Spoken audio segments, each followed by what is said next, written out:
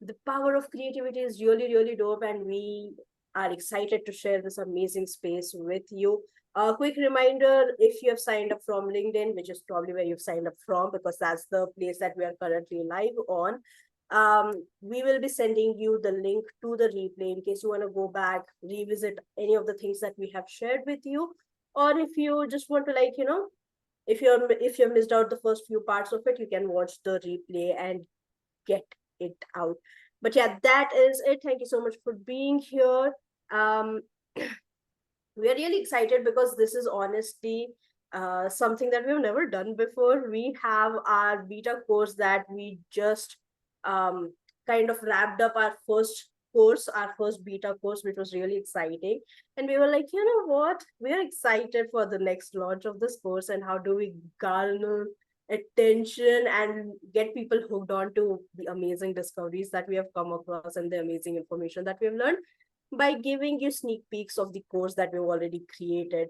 So for the entire month of December, we are hosting sessions every single week. And what we will be doing is one of the amazing people who have founded the space is going to be leading their specific sections, and they'll be giving you sneak peeks from the course on what they have led and actually let you know that this is what's happening. And if you want to learn more, you can obviously join the course, because why not? And we are really excited for that. So thank you so much for being here. Let's get into it now. Before we get into it, as I mentioned, we will be hosting these sessions weekly, and you can follow us on LinkedIn because that's where we post the information, and you will be aware of when the next course goes live, the next session goes live in there. But yeah, thank you so much. Thank you, Kara, for posting the link. You are a sweetheart. Let's go. Alrighty, let's talk genetics. Let's talk creativity. I am really excited, you all, because this is one of my favorite topics to talk about. This is a conversation that is as old as time. A lot of us learn and evolve using creativity. That is the cornerstone of all the evolution and growth that we have come across. Is how do we use the tools that already exist and make something new out of it. People called it magic, we call it science, or a mix of both of them, let's be honest. And the best part about it, genetics plays a role in it. So there is actual theory that 22% of creative nature, this is based on twin studies, is something that kind of like comes through. So if your parents had creativity in their genes, if they had this amazing superpower of being creative and looking at the world from a different lens and perspective, there is a 22% chance that you might be creative as well. And people have dived deep into these concepts and explored so much around it. Usually when we talk about genetics, and I won't bore you too much with it, because we are going to bore you in a nice, beautiful way inside the course. So keep an eye out for that when you join in. But when these studies are usually happening, people look at creativity, the personality trait, and look at specific gene groups or specific areas inside our brain that really are the receptors for creativity. And one of the biggest ones that scientists have used is dopamine. Dopamine is the feel good hormone. It makes you feel happy and excited. And creativity and dopamine has such a beautiful connection between each other, and they've been researched in depth. There are also, like, if you want to get really sciencey, there has been two main genes that have been studied in relationship to creativity, which is the NRG1 and the COMT gene.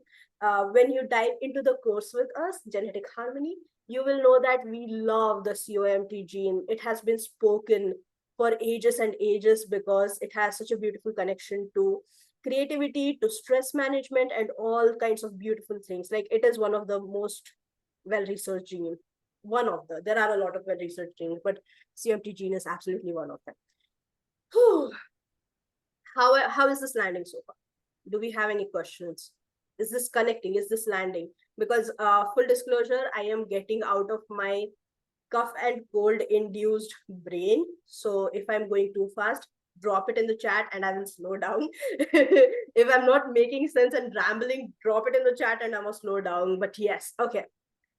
Here, looks like it's landing. Can I recap to make sure that I'm following along, and Yes. and then we can hear it in two different ways. So what I've heard so far is that genetics, what we already know is that our parents commingle and you get your things. If your parents were creative, odds are that's up in your genetics. However, in addition to that, where your brain activates around dopamine in connection to those genetic markers actually allows you to epigenetically or intentionally activate that creativity. Did I get that right? Yes, you got that right. There is a lot of research around this. There is actually one research that talks about if you have higher dopamine receptors, or in your genes you have higher dopamine receptors, that means that you're going to be less creative because your brain is in a space where it's like I'm already getting the creative juice. I'm already getting the high from dopamine. And so it's not necessary for me to be creative. So you are more inhibited in your response and in your exploration of life. Uh, which is very intriguing because it also links and it makes sense because you try to be creative because you're looking for that magic and the beauty of the world, and that makes you feel happy, and that therefore makes it easier for you to kind of like get those dopamine hits. And so it's a beautiful research. There's a lot going on in that realm, and we would love for you to explore that on your own as well. Especially the DRD2 and DRD4 genes are something that is often spoken about in in regards to the world of creativity. Sorry, I'm gonna change that. Instead of four, I got a dollar sign, which is not bad. Because creativity also makes money, let's be honest. But yeah, there we go. These are two other genes that have often been spoken about when it comes to relationship between creativity and genetics. Now, why are we talking about this? Why are we talking about creativity and the power of creativity? I think a lot of us by default understand creativity, have a connection with creativity, but we wanted to bring into attention how creativity can be used for self development. What are some of the personality traits that are connected with creativity? Like, did you know creativity is directly connected to leadership, decision making, and productivity?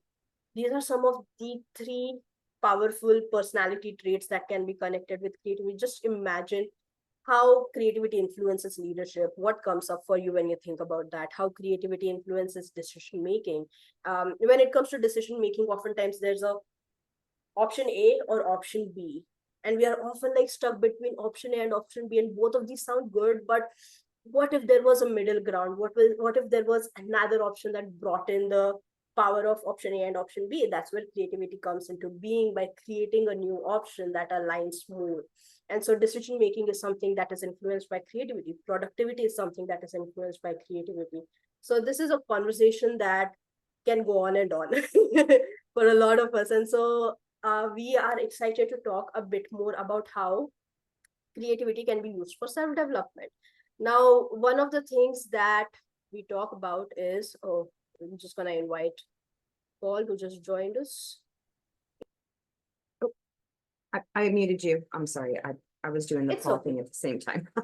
It's okay. It's okay. Thank you so much. Hi, Paul. We are just talking about using creativity for self development. Now, there are 5 areas that we'll be talking about. Full disclosure, this is coming right from the Genetic Harmony course, and Kara will drop a link for us in the chat for how you can access the Genetic Harmony course, which I've been talking on about for the past 15 minutes. So using creativity for self-development, the very first conversation comes, the very first pointer that can talks about how creativity can be used for self-development is problem solving. Creativity allows you to approach challenges from new perspectives, helping you come up with innovative solutions, which is really powerful, and something similar to what I was telling you all about. Like when there's option A and option B, and you're like, this is all nice, but maybe there can be an option C. The option C comes from using creativity and seeing how you can take these two amazing things, twist it together, and make something beautiful out of it. So creativity can be really powerful in that. One other characteristic that happens when we talk about self development is building resilience. When we are developing ourselves, there are moments of hesitation, there is moments of obstacles and setbacks that really hold us back from achieving our goals. And building resilience is a really powerful thing, and what helps you in that is creativity, because creative thinking can help you reframe setbacks as opportunities, boosting emotional resilience. This is a conversation that happens a lot when we talk about mindset work. It happens a lot when when we talk about changing perspectives on specific setbacks. If you have been hitting a setback consistently, a lot of times you might be like, I don't want to do this anymore. I hate this. I can't believe I have to keep facing this problem every single time. Uh, but then what is something that's really beautiful that happens is, if you use creativity, you can be like, if I keep hitting this, that means there is a different pathway. That means there is a different scenario. A beautiful example of that would be, I don't know if you watched the old TV show Roadrunner, um, where the bird, or anything, the old Cartoon Network serials that used to happen, people would animals would literally run off a cliff, and they would be hanging there for a really beautiful amount of time, before they look down and they're like, oh, gravity, shit, we're supposed to fall, and then they fall. um, but if the animal keeps falling off of a cliff, looking down and being like, oh, I'm a fall every time I look down, eventually, maybe some of them would be like, let's talk about developing a parachute. Where if I look down, I am falling, but I can break the fall. I can control the fall. I can control how quickly I am falling down on the ground and maybe save my life. Which, they didn't have to worry about that much because they wouldn't be dying every time they hit the ground, but at least it wouldn't hurt them as much. And so building resilience, creative thinking really helps you reframe setbacks as opportunities, and helps you boost emotional resilience as well. It makes you approach things from a space of, if you hit the same barrier 20 times, it won't hurt as bad, because emotionally, at least, not physically. Like, every time you stub your toe across the bed frame, it hurts just as painfully every single time. But emotionally, you're not like screaming curses into the air every single time that happens. Emotionally, you're like, okay, you know what, that's fair. Let me just fix something so that it doesn't hit me that many times. So let me just shift the bed's position so that I don't keep walking into the bed frame. So it helps you build resilience. Is this landing so far? Yeah. Okay, awesome. If you have any questions, drop them in the chat and I'll get to them.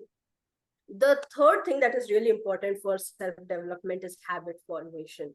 Because every time you are looking to develop yourself, you're looking to shift the way that things have been so far, and incorporate new habits, incorporate new techniques of how you can be better than what you were. It's never about being the best self, it is about being the better self. And so, for being the better self, you need to have habits that help you move forward. And creativity can be really powerful in that, because you can use creativity to develop unique strategies for sticking to new habits, like gamifying tasks to make them more engaging.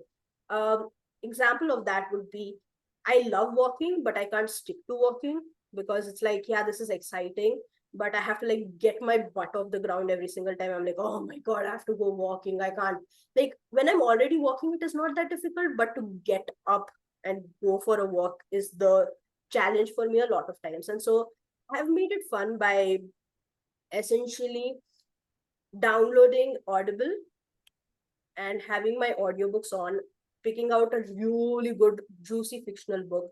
And then I have made it so for myself that anytime I want to listen to the fictional book and anytime I want to complete a chapter, I can only ever listen to it if I am walking. And the thing about me is, I am the classical nerd and geek from the stories that you read about, where I'm, staying up past 4 o'clock in the morning because one more chapter, I need to finish this no matter what. And so what I have done is essentially made it into a habit that I can only listen to the next chapter if I am walking. And so it becomes easier for me to go on walks, and easier to also like read the ever growing pile of books in my to be read pile. Uh, and so creativity can help with that, because you are creating a new habit and you're making sure that you're sticking to it using new strategies that you develop for yourself. Karago. Can I share a spicy fact here?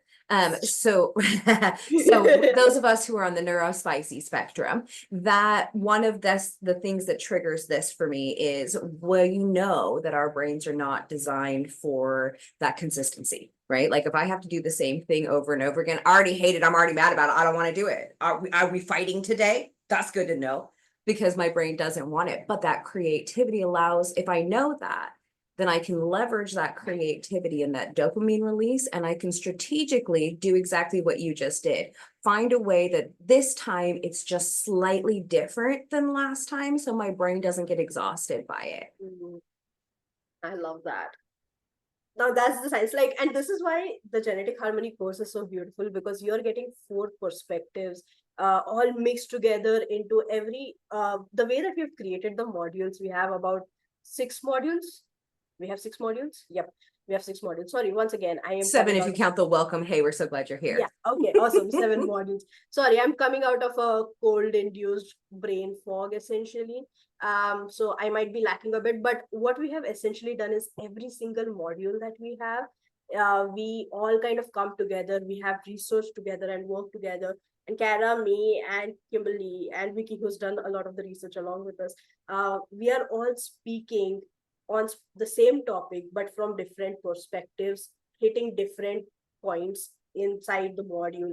So you're getting three really amazing food, really amazing perspectives all mixed together, and you're getting a beautiful, like mix of science, a tad bit of woo-woo, a tad bit of stress management, a tad bit of all the amazing things that we work on. And so absolutely check it out. I am hyping us up, and the hype is real.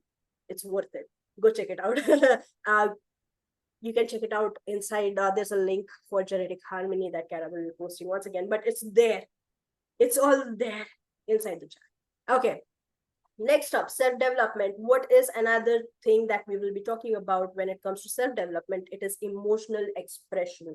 This is really powerful, because one of the biggest things that happens during self-development is we are developing, we are evolving, we are growing better than we were before, one step at a time. And some of these growths are easy and some of these growths are difficult, and we have a lot of emotions about it.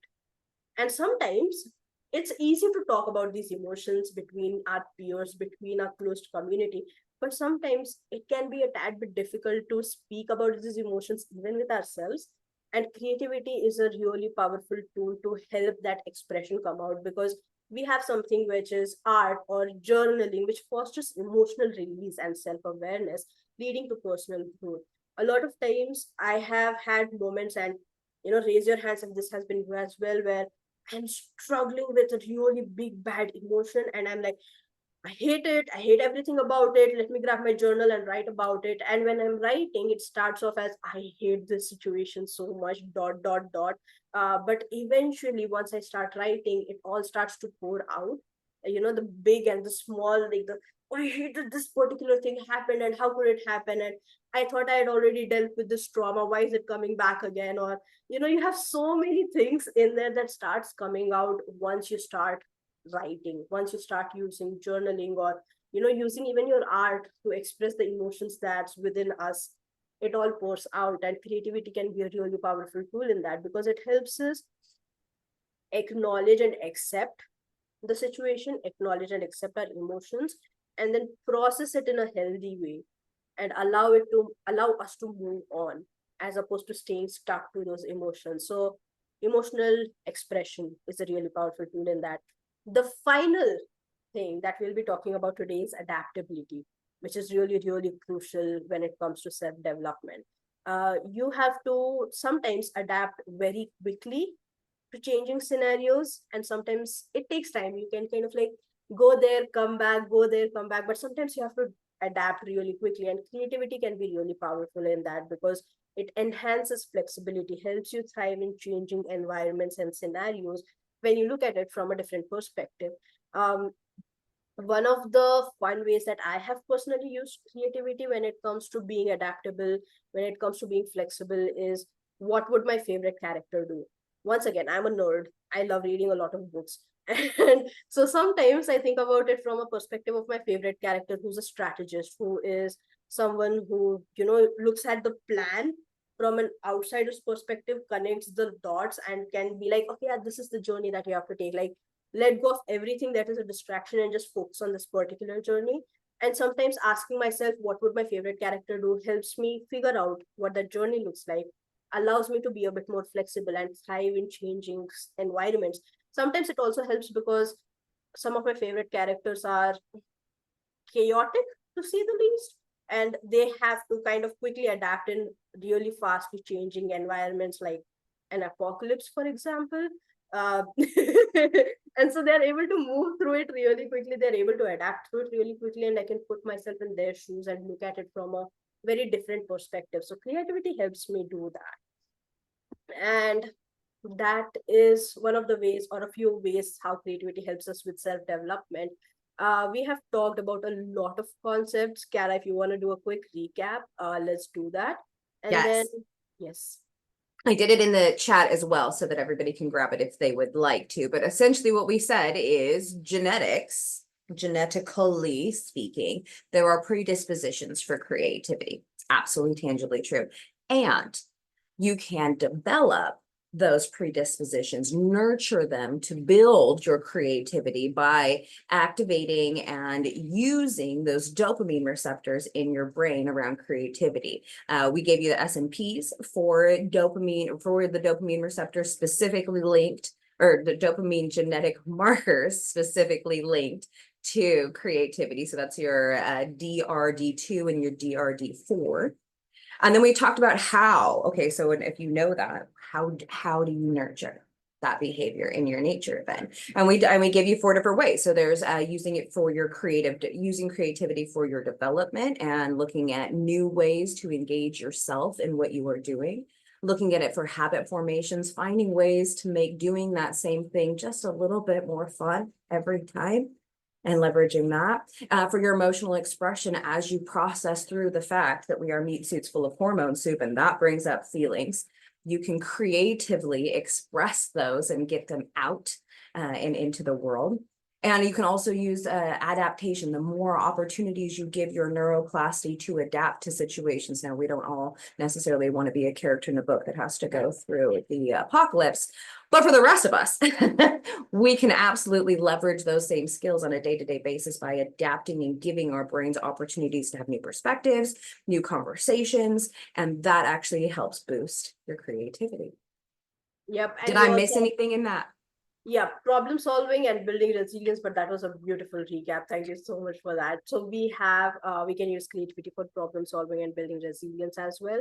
And when it comes to personality traits, we have leadership and decision making, as well as productivity, which we have spoken about when it comes to the world of creativity. So creativity has a lot of ways that it can support us in our own personal and professional development, uh, which, as you understand from the conversation that we've had so far, is really powerful. My invitation to you would be to think about how creativity has helped you. What was the last time creativity has helped you in your own personal development or professional development? What is the thought or example that comes? And you can share that in the chat, or you can even raise your hand and let us know if you have any fun examples that you would like to share with us. But the reason why we have really dove deep into this is because the concept that we talk about inside genetic edge coaching, which is behavioral genetics, even if you have, so the concept is, with epigenetics or genetics, the conversation often comes, we have genes that we carry from our parents, from our ancestors, and these genes direct how we experience life in general. But that is not the end of it all. We can create environments, we can nurture the techniques and the personality traits that we want in our life. And the more we do that, we can still, ensure that our genes are being played at full or at a very low amount. So if you do not have the genes for creativity, don't panic, because you can still induce creativity by creating habits that helps you nurture that creativity in your life. And if you do have genes for creativity, well, nurture that space so that you can play it at a full and still use it. The conversation of nature versus nurture has come to a pause within the world that we are working on, because we are focusing on a journey of nature and nurture. We'll be talking more about that in next week's session, which you can find the link to inside our LinkedIn post our event is done. But the conversation is not about what we get. It is a tad bit about from what we get about from our parents and our ancestors, but it is also about how we can nurture and create a life for ourselves and build it moving forward. You have an Turns out. understanding of how creativity helps us in our day-to-day life. how are you planning on using it? That is what the conversation comes into being. But yeah, Yeah. I'm gonna open the space up for question and answers. And yeah, if you have any questions, feel free to ask, because once again, I know there was a lot of cold infused rambling probably in there in my conversation. So feel free to hit the questions and I'll respond to them as properly as I can. All right. What came up for everybody? Any thoughts? If you now know that it's not how you come, but what you do that really matters, and you get to choose what you want to do to impact, how might creativity impact your world, or what else comes up for you?